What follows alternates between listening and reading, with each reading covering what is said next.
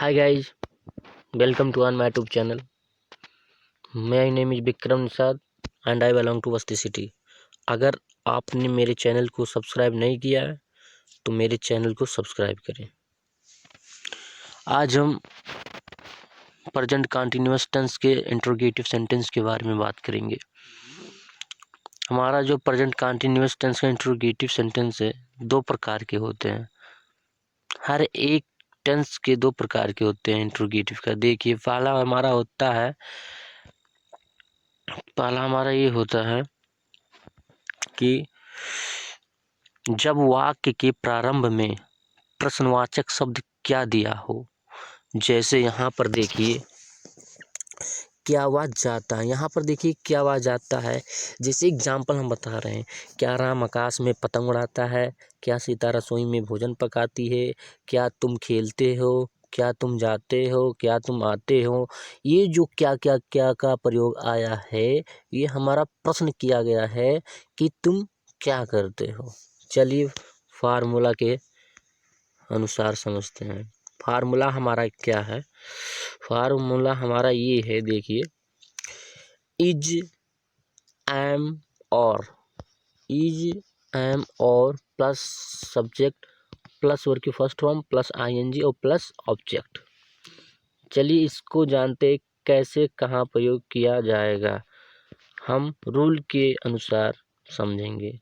देखिए rule first हमारा क्या है, सर्वप्रथम हेल्पिंग वर्ब यहाँ पर देखिए इज एम आर सब्जेक्ट के अनुसार लिखें। इसको सब्जेक्ट के अनुसार और पहले लिखना है। फिर उसके बाद रूल टू हमारा क्या है, रूल टू हमारा है अगर सेंटेंस में सब्जेक्ट एक वचन सिंगुलर हो अथवा सब्जेक्ट के स्थान पर ही सी इट आदि दिया हो तो ऐसे सब्जेक्ट के साथ इज का प्रयोग करें।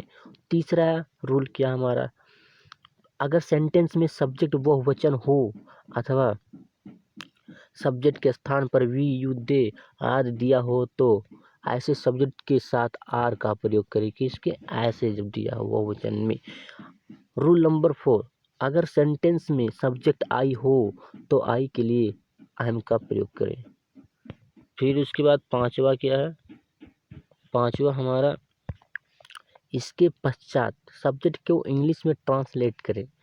छठवां देखिए, छठवां क्या है, इसके पश्चात वर्ब की फर्स्ट फॉर्म में आईएनजी लगाकर लिखें। सातवां इसके पश्चात ऑब्जेक्ट लिखें। आठवां क्या है, आठवां हमारा ये इसके पश्चात सेंटेंस में शेष शब्दों का इंग्लिश में ट्रांसलेट करके लिखें। चलिए एग्जाम्पल से हम आपको समझा रहे हैं। जैसे दिया है क्या रोशनी खाना पका रही। इसमें देखिए क्या रोशनी खाना पका रही है, मेरा कोई प्रश्न किया गया है कि क्या रोशनी खाना पका रही है। पहले इज का प्रयोग लगाएंगे क्योंकि मेरी सिंगुलर है तो इज लगेगा। फिर उसके बाद हमारा है सब्जेक्ट रोशनी है, फिर उसके मतलब है पका रहा, पकाना, यही पका रही, कुकिंग। फिर उसके बाद ऑब्जेक्ट क्या है, खाना यानी कि food. Is Roshni cooking food, क्या रोशनी खाना पका रही है। देखिए सब्जेक्ट रोशनी था, पका रही वर्ब हमारी क्रिया है और ऑब्जेक्ट क्या है, खाना, जिसको ईट कहते हैं, भोज, फूड। चलिए देखते हैं यहाँ पर। अतः उपयुक्त formula is are am plus subject plus verb की first form plus ING plus object से is plus Roshni plus cooking plus the food. Is Roshni cooking the food, क्या रोशनी खाना पका रही है। चलिए एग्जाम्पल से समझते हैं। एग्जाम्पल हमारा ये है कि क्या वह जा रहा है, यहाँ पर जा रहा होना चाहिए, जा रहा है। चलिए समझते हैं। पहले इज का प्रयोग लाएंगे, इज क्योंकि हमारे सिंगुलर है वह इज। फिर उसके बाद सब्जेक्ट हमारा क्या है, वहाँ ही। फिर उसके बाद जाना का गो माने जाना और आईएनजी प्लस कर देंगे जा रहा यानी कि गोइंग। पूरा सेंटेंस हमारा क्या बना, इज ही गोइंग, क्या वह जा रहा है। चलिए दूसरा एग्जाम्पल हमारा क्या, दूसरा एग्जाम्पल हमारा ये है, क्या रोशनी खाना पका रही है। इसमें भी कोई मेरा सिंगुलर है, कोई सिंगुलर वर्जन है। चलिए देखते हैं। इज का प्रयोग पाला है, फिर उसके बाद सब्जेक्ट हमारा रोशनी है, उसके बाद वर्ब हमारा क्या, पका रही। यहाँ पर देखिए इसका मतलब होता है कुकिंग। फिर उसके बाद ऑब्जेक्ट क्या है, खाना, the food. Is Roshni cooking the food, क्या रोशनी खाना पका रही है। तीसरा एग्जाम्पल हमारा क्या है, तीसरा हमारा एग्जाम्पल ये है, क्या मैं किताब पढ़ रहा हूँ। अब आपको मैंने पहले समझाया है कि आई के साथ पहले हम एम का प्रयोग करेंगे। चलिए देखते हैं। आई मतलब मैं होता है और एम का प्रयोग पहले करेंगे। एम आई, सब्जेक्ट हमारा क्या है, मैं। फिर उसके बाद वर्ब हमारा क्रिया, क्रिया क्या है, पढ़ा रहा। इसके मतलब रीडिंग, क्योंकि वर्ब पहले लगता है, वर्ब हमारा है रीड, और फिर उसके बाद हेल्पिंग वर्ब जो सिखाते हैं आईएनजी, आईएनजी का प्रयोग किए। फिर उसके बाद ऑब्जेक्ट हमारा है क्या, किताब, अ बुक, मतलब am I reading a book, क्या मैं किताब पढ़ रहा हूँ। चलिए देखते हैं दूसरा एग्जाम्पल हमारा क्या, दूसरा एग्जाम्पल हमारा ये है कि क्या बच्चे नदी में तैर रहे हैं। अब देखिए बच्चे प्लूरल में है, बच्चा थोड़ी ना है ना, बच्चे हैं, इसके मतलब एक नहीं, दो नहीं, बहुत बच्चे हैं। तो पार लाएंगे, आर का प्रयोग लाएंगे, क्योंकि प्लूरल में हो गया कि आर का प्रयोग हो गया। फिर उसके बाद बच्चे, द चिल्ड्रन। फिर उसके बाद हमारा वर्ब क्या है, तैर रहे हैं, ये इसके मतलब स्विम, मतलब तैरना, और एन जी लगा देंगे तो स्विमिंग हो जाएगा। यह WWMING स्विमिंग। और कहाँ, ऑब्जेक्ट क्या है, नदी में, इन द रिवर। पूरा सेंटेंस क्या बना, और the children swimming in the river, क्या बच्चे नदी में तैर रहे हैं। चलिए दूसरा एग्जांपल देखते हैं। क्या हम जा रहे हैं, यहाँ पर देखिए क्या हम जा रहे हैं, ये मेरा प्लूरल में है। यहाँ पर देखिए पहले आर का लाएंगे, आर का प्रयोग, फिर उसके बाद हम है तो बी का प्रयोग हुआ। फिर उसके बाद जाना, गो माने जाना, आईएनजी जुड़ गया तो जा रहे। पूरा सेंटेंस हमारा क्या बना, क्या हम जा रहे हैं, आर वी गोइंग। फिर उसके बाद देखिए दूसरा एग्जांपल हमारा क्या, दूसरा एग्जांपल हमारा ये है, क्या वे खेल रहे हैं। यहाँ पर देखिए ये भी प्लूरल में है, तो क्या है, तो क्या में आर का प्रयोग हुआ, आर। फिर उसके बाद प्लूरल में वे हैं तो दे का प्रयोग हुआ, और वर्ब हमारे क्या, क्रिया क्या है, खेल रहे हैं, यानी कि प्लेइंग, पहले प्ले फिर उसके बाद I N G, playing. Are they playing, क्या वे खेल रहे हैं। चलिए देखते हैं दूसरा एग्जांपल हमारा क्या है, दूसरा एग्जांपल हमारा ये है कि क्या तुम सो रहे हो। इसमें भी प्लूरल है, तुम के साथ यू का प्रयोग होता, आर का प्रयोग होता है। देखिए आर, फिर उसके सब्जेक्ट क्या है यू, फिर उसके बाद वर्ब हमारा क्या है, सो रहे। इसके मतलब स्लीप, स्लीपिंग। पूरा सेंटेंस क्या बना, आर यू स्लीपिंग, क्या तुम सो रहे हो। चलिए और समझते हैं। फिर इंट्रोगेटिव सेंटेंस के दूसरा प्रश्नवाचक समझते हैं। चलो देखिए, जब वाक्य के बीच में प्रश्नवाचक शब्द क्या,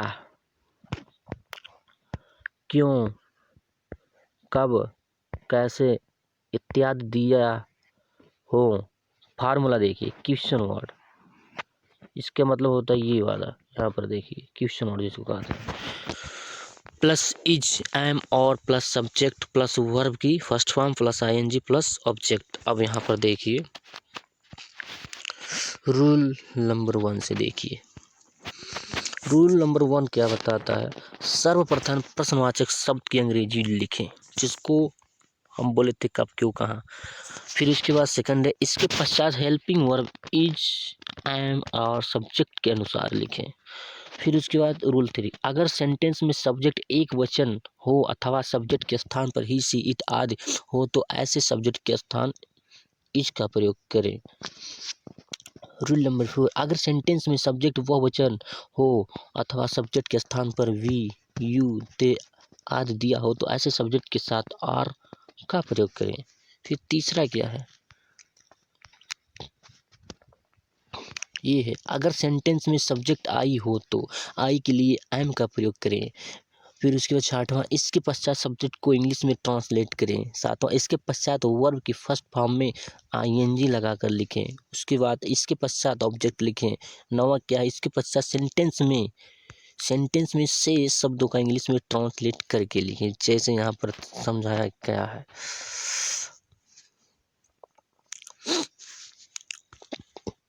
क्या रोशनी खाना नहीं पका रही है? क्या रोशनी खाना नहीं पका रही है? तो इसका मतलब हो गया उपयुक्त इज आर एम। चलिए एग्जाम्पल से समझते हैं। देखिए, वह कहाँ जा रहा है? वह कहाँ जा रहा है, कोई रीजन है? चलिए देखते हैं इसको कैसे बनाया जाएगा। यहाँ पर देखिए होवेर, होवेर माने कहाँ होता है, तो होवेर का प्रयोग पहले लाए कहाँ, फिर उसके बाद हेल्पिंग वर्ब इज, इसका प्रयोग लाए सब्जेक्ट क्या है वह, ही, जा रहा माने क्रिया है गोइंग। इसका मतलब पूरा सेंटेंस क्या बना, होवेर इज ही गोइंग, वह कहाँ जा रहा है। चलिए दूसरा एग्जाम्पल समझते। दूसरा एग्जाम्पल हमारा ये, रोशनी खाना कैसे पका रही है। ये भी रीजन है कि कैसे पका रही है, रोशनी खाना कैसे पका रही है। इसमें पहले देखो कैसे की अंग्रेजी हम पहले लिखेंगे, जिसको हाउ बोलते हैं। हाउ माने कैसे, यहाँ पर इज होना चाहिए, बल्कि आर दिया है क्योंकि मेरा सिंगुलर है रोशनी, इज होना चाहिए, यहाँ पर इज होना चाहिए। फिर उसके बाद सब्जेक्ट हमारा क्या, रोशनी, और फिर उसके बाद वर्ब क्या है, पका रही, कुकिंग। उसके बाद ऑब्जेक्ट क्या है, खाना, तो द फूड। इसका मतलब हो गया how is Roshni cooking the food, Roshni खाना कैसे पका रही है। अब यहाँ पर देखिए, क्या मैं पढ़ रहा हूँ, इसका मतलब क्या मैं नहीं, मैं क्या पढ़ रहा हूँ, तो इसका मतलब व्हाट माने क्या, helping verb am, subject I, फिर उसके बाद रीडिंग माने पढ़ रहा, यानी कि पढ़ रहा। व्हाट एम आई रीडिंग, मैं क्या पढ़ रहा हूँ। देखिए, बच्चे नदी में कब तैर रहे हैं। अब देखो यहाँ की अंग्रेजी पढ़ लेंगे, व्हेन। व्हेन हमारा बच्चे प्लूरल में है तो आर लगाएंगे, तो आर का प्रयोग होगा। फिर उसके बाद द चिल्ड्रन, बच्चे हमारा सब्जेक्ट है। फिर वर्ब हमारा क्या क्या है, तैरना, यानी कि स्विम मैंने तैरना, वाई एन जी लगा दिया तो double M I N G, yes W I double M I N G, swimming मैंने तैर रहे। फिर उसके बाद नदी में, इन द रिवर, मेरा ऑब्जेक्ट है नदी में। पूरा सेंटेंस हमारा क्या बना, पूरा सेंटेंस मेरा ये बना कि when are the children swimming in the river, बच्चे नदी में कब तैर रहे हैं। चलिए दूसरा एग्जाम्पल हमारा क्या है, दूसरा एग्जाम्पल हमारा ये है कि हम कहाँ जा रहे हैं, तो पहले हम लगाएंगे वेयर, फिर उसके बाद प्लूरल है ना, तो आर का प्रयोग लगाएंगे। सब्जेक्ट क्या, हम वी, फिर उसके बाद जा रहे, गोइंग, क्योंकि वर्ब हमारा है जाना तो गो का प्रयोग हुआ, और प्लस आई एन जी क्योंकि कंटिन्यूअस है, जारी है। हम कहाँ जा रहे हैं, तो वेयर आर वी गोइंग। चलिए दूसरा एग्जाम्पल समझते हैं। दूसरा एग्जाम्पल हमारा क्या है, दूसरा एग्जाम्पल हमारा ये है, वे कब खेल रहे हैं।